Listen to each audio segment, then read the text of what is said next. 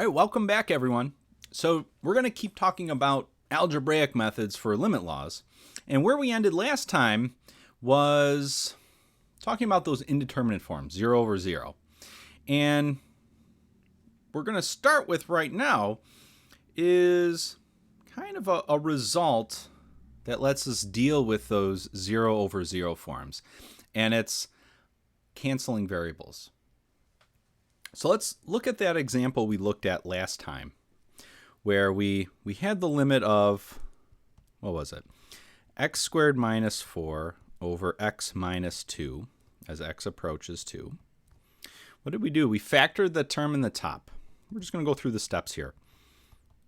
So we had x plus 2 times x minus 2 divided by x minus 2. And so we factored, and then we actually canceled off these x minus 2's and got the limit of x plus 2 all by itself there. And there's kind of an issue here.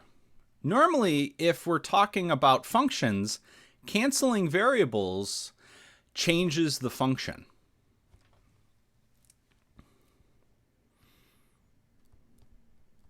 So whenever you cancel x terms, it should be a little bit of a warning there. We cannot normally cancel variable terms.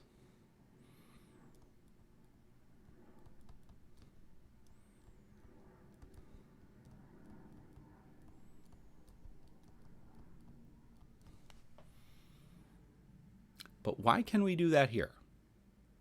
And the reason is because with limits, it doesn't matter what happens directly at x equals a.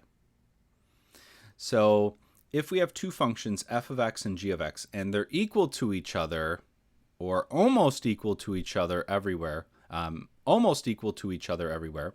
except maybe at a possible a value like this, x equals a, well then the limits as x approaches a are still equal to each other. So what happens when we cancel is these are fundamentally different functions here. So in the first graph, let's think about this. Let's investigate this a little bit further. This first graph is the graph of x squared minus 4 over x minus 2. And then over here in the second graph, this is the graph of x plus 2. And what we're seeing here is, for the most part, these functions, the graphs look pretty, they look pretty similar. Except over here at x equals 2, our function is undefined. So this function is undefined at x equals 2. And we have that open circle to indicate that there's no definition for our function at x equals 2 here. That point is not included on our graph. But this other function, x plus 2, that is defined. That is defined at x equals 2. So this function is undefined at x equals 2. This function is defined at x equals 2. These are different functions. These are fundamentally different functions. And that's what happens whenever we cancel off some variable terms. We're kind of potentially changing our function. And that's what's happening here. Going from this step to this step, we've changed our function. But it turns out that we've changed it only at one point, at x equals 2. And so for limits, we know that for limits, it doesn't matter what happens directly at the number you're approaching. So if we're approaching x equals 2, it doesn't matter actually what happens directly at x equals 2. So we can see from these graphs, the left side here matches up with the left side over here. And these graphs are exactly the same. And then the right side of each of these is exactly the same. The only difference there is directly at x equals 2. So, but for limits, that's okay. And that's what this result is telling us, is that even though these are fundamentally different functions, the fact that they do match up almost everywhere, the only place is at this x equals 2, we can still do this limit. So we can still essentially cancel, and the limit is equal to, this more complicated limit is equal to this simplified limit after we've canceled. So we're gonna really use this a whole bunch. So we can kind of cancel off these terms that are giving us issues, and it doesn't affect our limit calculation. So that's going to be nice. All right, so let's try another example here. Example 5. We're going to calculate this limit, the limit of 5 plus h squared minus 25 over h as h goes to 0. And I'm going to call this algebra trick, some pirate talk here. Hear me. I'm going to call this the factor and cancel method. So this is one of our strategies, our algebraic strategies for dealing with these types of limits. And to start, the very first thing we should try, plug in. Plug in and see what you get. All right.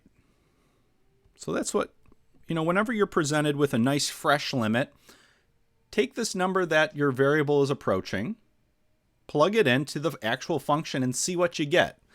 But in this case, we're going to plug in h equals 0. And when we do that, we plug it into the function. We're going to get 5 plus 0 squared minus 25 all divided by 0.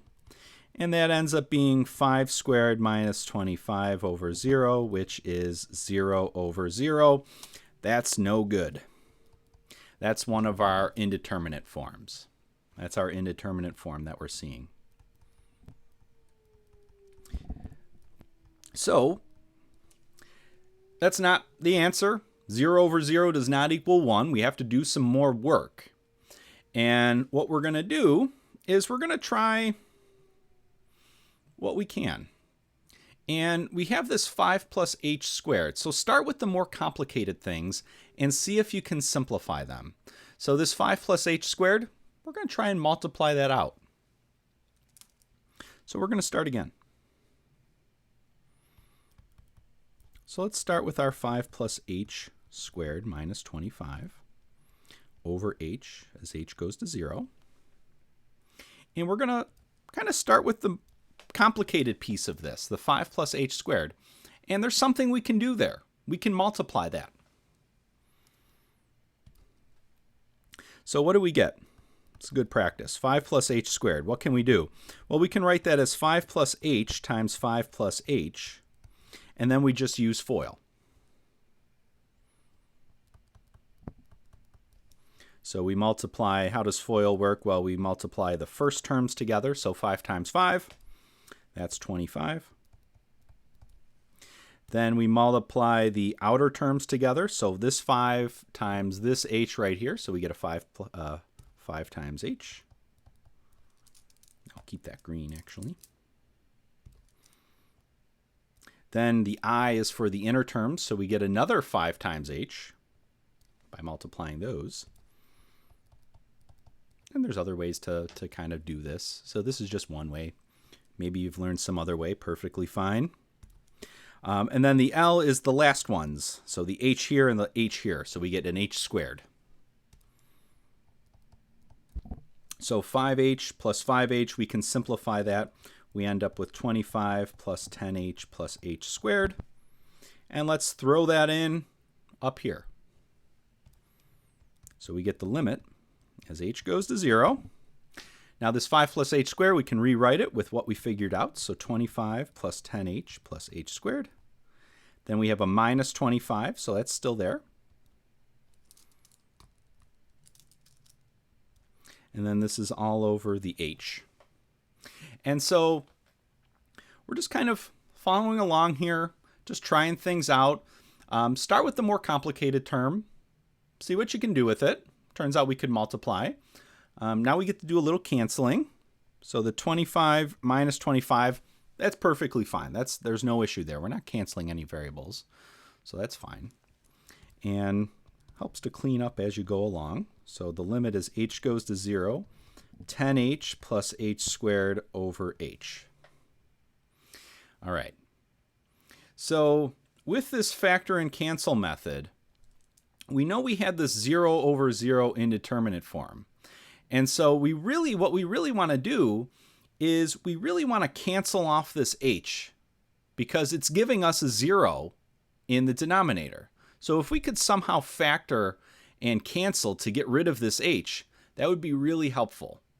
And it turns out we can, because if we look at the numerator, there's an h in this term and there's an h in this term. So we can actually factor. So we end up with 10 plus h, and then we factor off.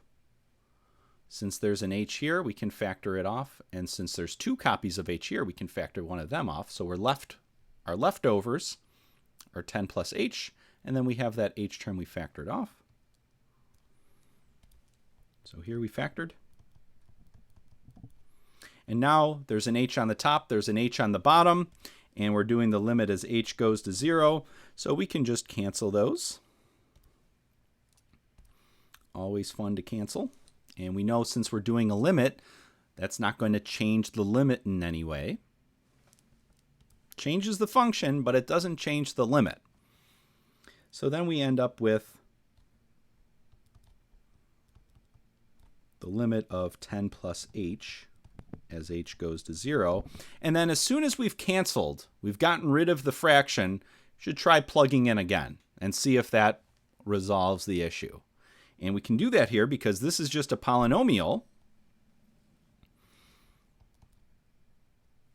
So we can plug in. And the reason is because this is a polynomial.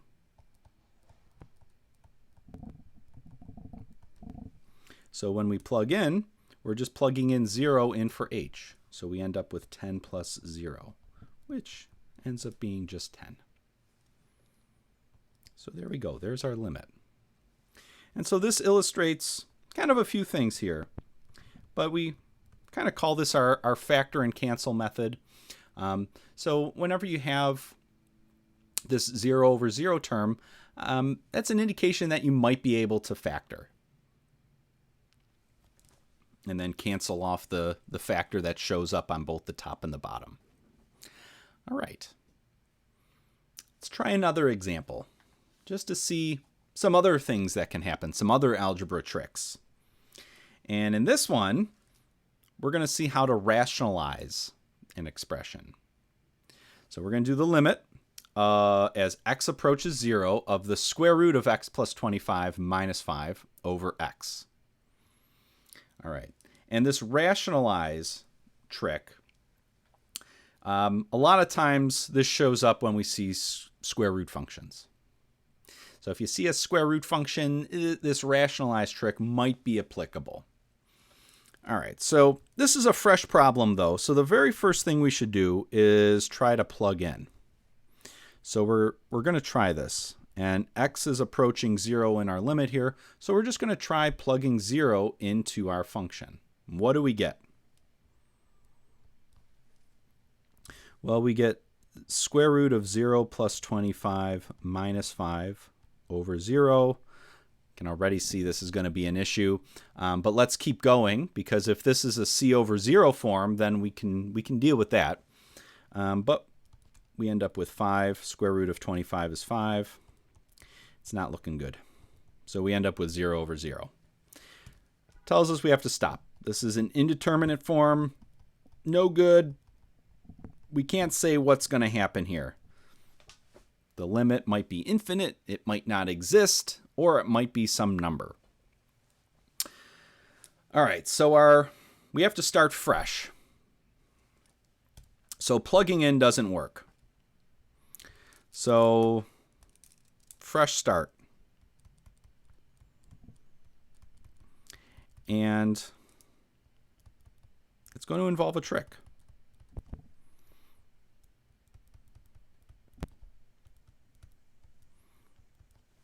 And the trick is to kind of multiply by a fancy 1. And it's going to allow us to kind of deal with this square root term and this minus 5 that ends up giving us a 0 in the top. So we're going to multiply by what's called the conjugate. And what we do is we take this complicated term wherever it shows up. Sometimes this might show up in the denominator. Here it's showing up in the numerator. And we just change the sign here.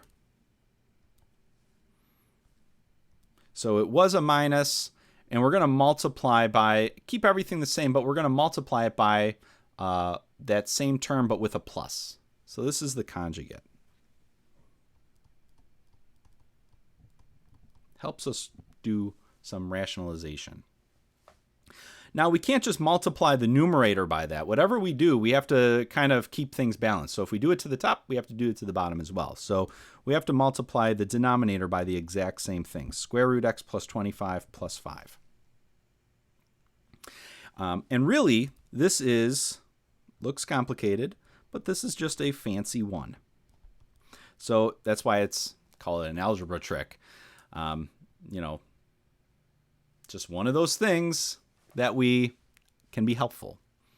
And multiplying by a fancy 1 is sometimes helpful. And in this case, it's going to be. So let's see what happens when we multiply the numerators together. So we have two fractions here. We multiply the numerators together. We multiply the denominators together. Not much is going to happen with the denominator, but a lot of action is going to happen in that numerator. So let's see what happens. So we've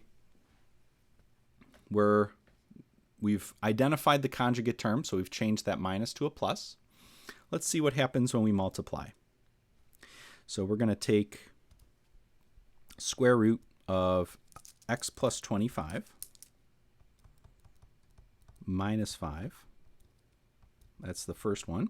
Times the square root of x plus 25 plus 5. That's the second one. And we're going to multiply those together. And again, FOIL. So just like in the last example, we can use FOIL to do this multiplication. So if we multiply the two first pieces together, the two square roots, we have square root x plus 25 times square root x plus 25. When we multiply them together, essentially the square roots cancel, and we're left with just x plus 25. So that's from doing the two first terms. Then we do the outer terms. So square root x plus 25 times this positive 5. So that gives us plus 5 times the square root of x plus 25. So first outer, then we do the inner terms. So we have the square root x plus 25, and then we're multiplying it with a negative 5. So we end up with minus 5 times the square root. And then finally, we did the first terms, we did the outer terms, we did the inner terms, then we do the last term. So we have minus 5 times positive 5. That ends up being minus 25. And so if we go through, fun times here, we get to do some canceling. So we have positive 5 times the square root, and then a negative 5 times that square root. So this cancels that. Ooh, it's nice. Getting rid of those square root terms. Then we have plus 25 and minus 25. Oh yeah, getting rid of those too. So all we have left, it's always fun to do some canceling. All we have left there is just the x. Let's throw that in to our limit calculation. So we're doing when we multiply those numerators together, we did this calculation kind of separate. We see that when we multiply and simplify, we end up with just an x. All right. And then on the denominator, when we multiply the denominators together, we have an x from the first fraction, and then we don't really do anything special. We just have everything else from that second fraction. We're just multiplying these together. You don't necessarily have to distribute or anything. So I'm not going to. Actually, it's helpful if you don't distribute, because we notice here that we have an x on the top, we have an x on the bottom. Those cancel.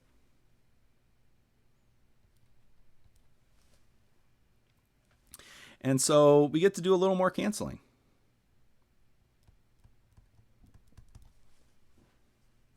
And so when all the dust settles, what are we left with? Well, the limit as x goes to 0, we're left with just a 1 on the top, and then just the square root of x plus 25 plus 5 in the bottom. And as soon as you do some canceling, the very next thing you should try is, well, plug in. So if I'm going to plug in x equals 0, what do I end up with? I end up with 1 over square root 0 plus 25 plus 5. And then square root 25 is 5. 5 plus 5 is 10. So this ends up being 1 over 10. I don't end up with 0 over 0. I don't end up with 0 in the denominator. I was able to get all of those terms that were giving me 0, got them canceled off. So here's my limit. 1 over 10. Nice. So as soon as you cancel and you simplify it down, try plugging in again. That's what we did here. If you get a number, well, then that's your answer. So we just plug in again. So when you start these limit calculations, first thing you should do, just try plugging in. See what's going on. Here we get 0 over 0, indeterminate form. Okay, it tells us there's some major work ahead, but at least we have an idea of where we're going. So then that probably is telling us, let's try some algebra tricks. But the very first thing we should do is plug in. And then somewhere along the way in all of these ones, we end up canceling. And then as soon as we cancel, we should try plugging in again. Because most likely what happened when we did that canceling, this was giving us the 0 on the top. This was giving us the 0 on the bottom. We've canceled out, somehow managed to get rid of those terms that were giving us the 0 over 0. And then we should try plugging in again. Occasionally it happens where maybe you still get 0 over 0, and then you have to try to keep factoring and canceling. But here we're all good. All right, let's try another one. More algebra tricks. And this one involves multiple fractions, so it's going to be good. You know, if there's fractions on top of fractions here, it's going to be fun. All right, so we have the limit as x approaches 2 of 1 over x minus 1 over x minus 1 over 2, all divided by x minus 2. We're doing the limit as x approaches 2. All right, very first thing, let's plug in. See what's going on. Just see what's happening here. Plug in. What do we get? We get 1/2 minus 1/2. So I plugged in 2 for an x here. And then I get 2 minus 2 in the denominator. And then this ends up being 0 over 0. Again, no good. That's an indeterminate form. Tells us we need to stop and try something different. And the something different in this case is going to be, we're going to work with these fractions in the numerator. All right. So let's start again, our fresh start here. We're going to calculate this limit, 1 over x minus 1 over 2 divided by x minus 2. And we're really going to work with the terms in the numerator here. Try to simplify this down. So whenever we have subtraction of fractions or addition, sometimes it helps to actually do that addition or subtraction. Try to get these combined up into one fraction. And the way we do that is with a common denominator.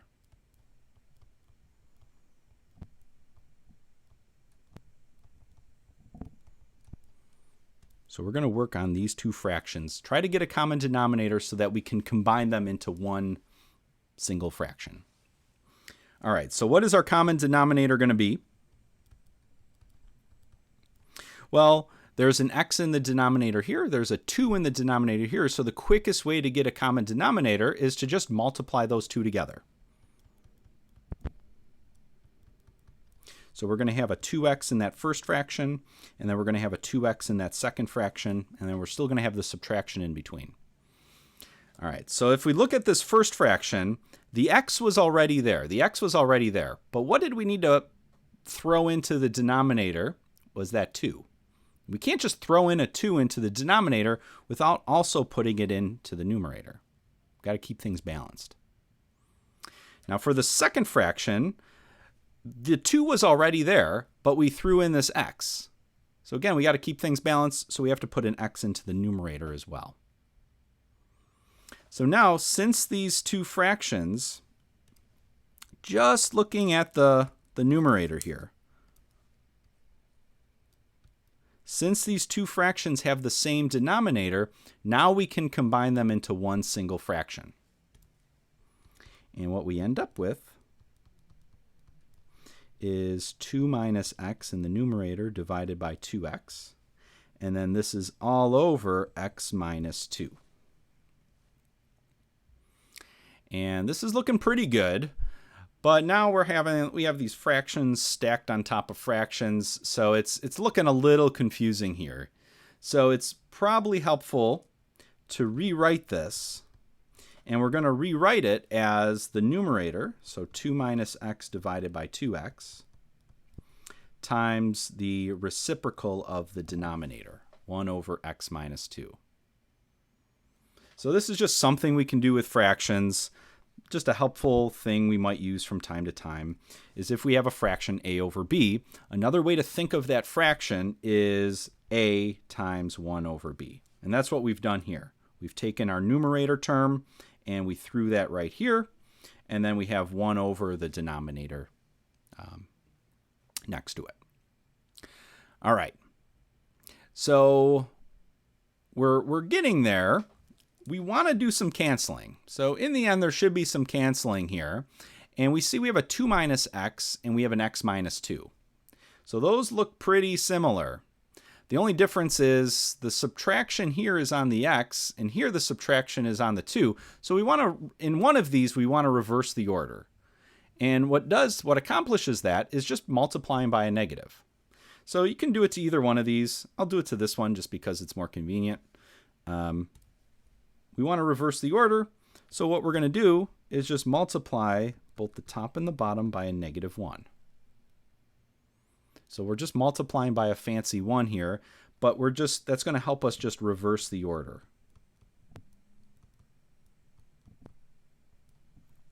So if I take this negative 1 and multiply it into this x minus 2, what do I get?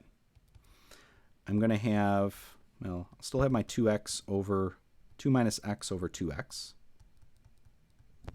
And then I'll have negative 1 times 1. I'm still going to have a negative 1, so I'll leave that there. And then when I take this negative 1 and distribute it into the x minus 2, now I'm going to have a negative x and a positive 2, so I can reverse the order. I'm going to have a 2 minus x. Or if I wanted to, I could leave it as negative x plus 2, and then in one step, and then in the next step have, switch it around. But the negative 1 essentially reverses the order. So we end up with a 2 minus x now in the denominator, and now we're good. 2 minus x here cancels out the 2 minus x there.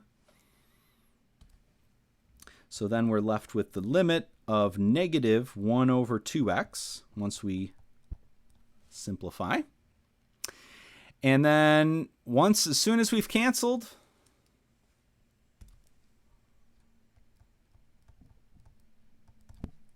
very next step after we've simplified it down, try to plug in.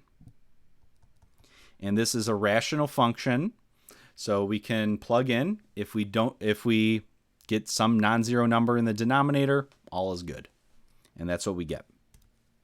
So we get negative 1 over 4. When we plug in. And there we go. This is a rational function.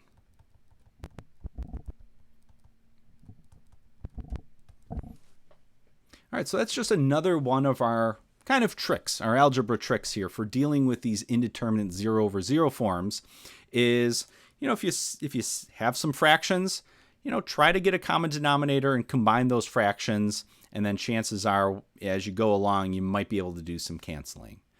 But you can see in each of these different methods, there was a step somewhere along the way where we were able to do some canceling.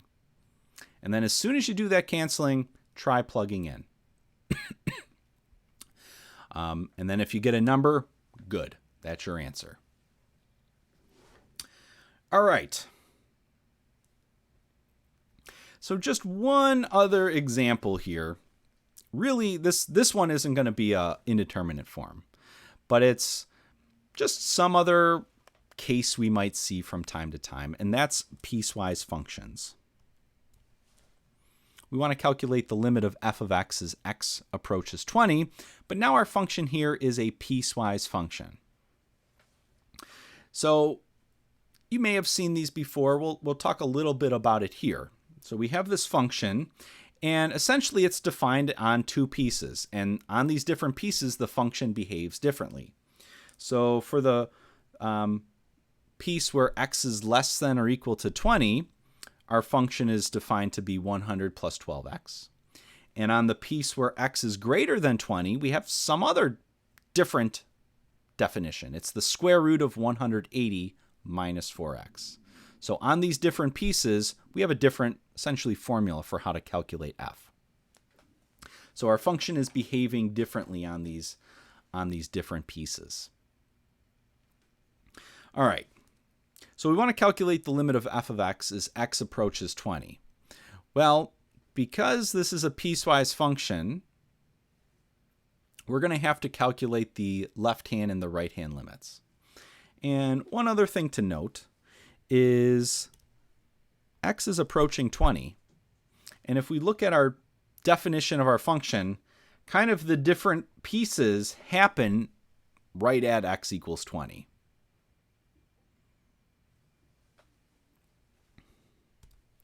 So let's think about this piecewise function a little bit.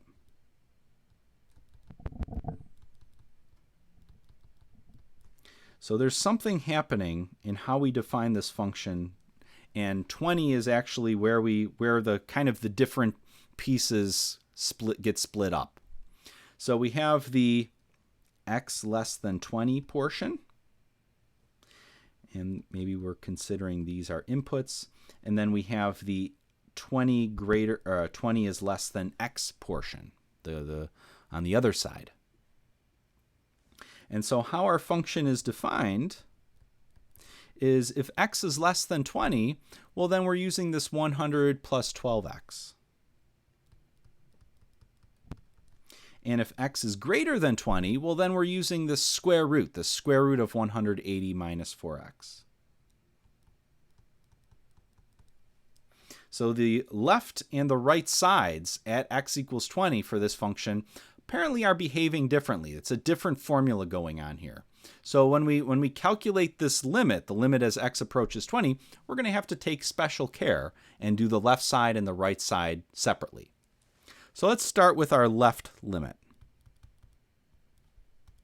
So we're going to do the limit as x approaches 20 from the left.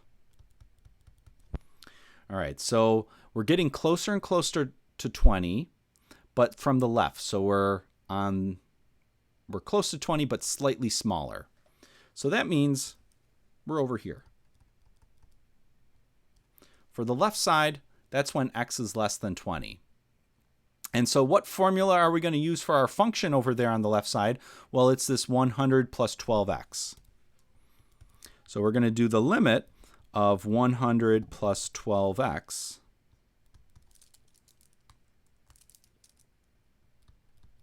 as x approaches 20 from the left. Now this is just a polynomial, so we can just plug in 20 to get the calculation.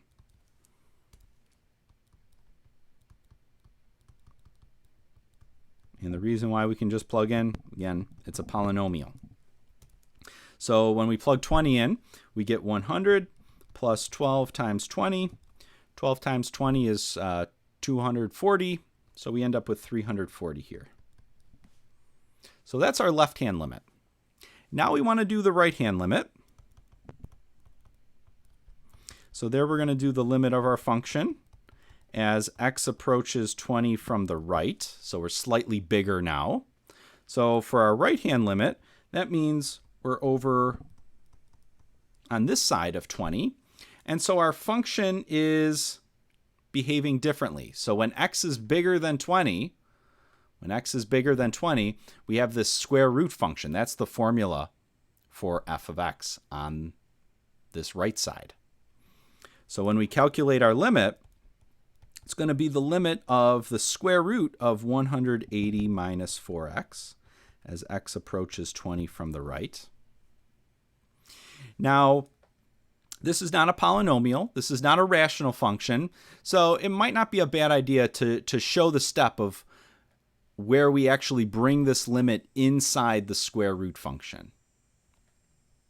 This is one of those limit laws, especially with root functions where there can be issues there. We want to show this step. So I would rewrite this as the square root, and this is a limit law. We're bringing the limit inside this power function.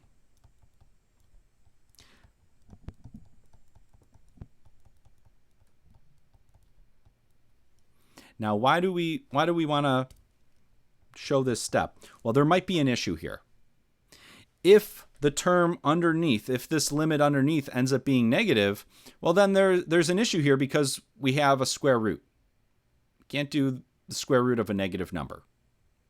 So this is the power limit law that we're using, but we just want to pay particular attention here because we do have a square root, and there could be an issue there. So we might have to come back to this step. But now once we bring the limit inside that square root, now this is a polynomial. 180 minus 4x, that is a polynomial. So now we can just plug in to evaluate this limit that's underneath. So plugging in, we end up with 180 minus 40 times 20. So we're just plugging in, we're doing our direct evaluation. And again, the reason is because the limit there, we're doing the limit of a polynomial. 180 minus 4x, that's a polynomial. So we can just evaluate that at 20. Now when we simplify this, we get 180 minus 80. So that's the square root of 100. It's not a negative, so this is actually okay. So good. We were able to do that power limit law, and it worked out okay. All right, so square root of 100 is 10. All right, so we found the left-hand limit was 340. We found the right-hand limit was 10. So putting that together, the left-hand limit and the right-hand limit are different. So the fact that these values are different tell us that the overall limit, what we're actually trying to calculate here, does not exist.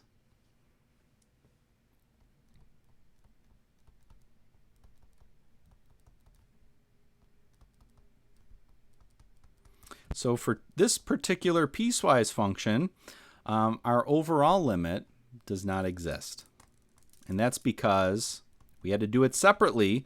The left-hand limit and the right-hand limit ended up giving us two different values. If these were the same, then this limit would exist. But because these are different,